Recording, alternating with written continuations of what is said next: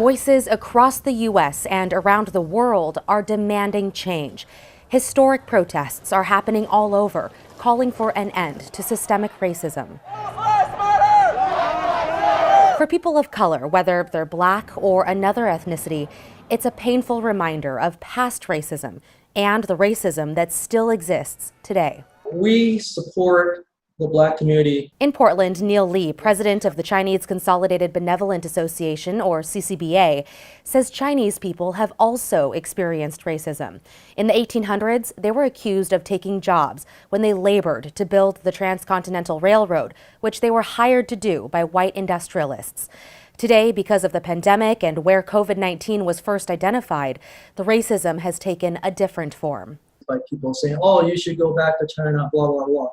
It's really horrible, really horrible. Today's calls for change remind Lee and other Asian Americans of Vincent Chen, a Chinese man in Detroit who was bludgeoned to death in 1982 by two laid-off auto workers because they mistakenly thought he was Japanese. At the time, it was common to blame the Japanese for lost jobs because of the influx of Japanese-made cars. A huge civil rights protest came up. The Reverend Jesse Jackson actually came over to support us.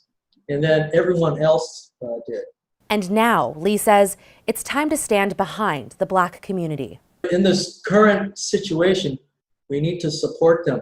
I mean, we have to be focused on their plight right now because we've been there and they supported us. The Oregon Chinese Coalition also issued a statement condemning systemic racism and saying in part, everyone should have the right to live, to be free, and to feel safe. Violent acts rooted in discrimination trample on these rights and violate the fundamental principle of human equality. Christine Pitawanich, KGW News.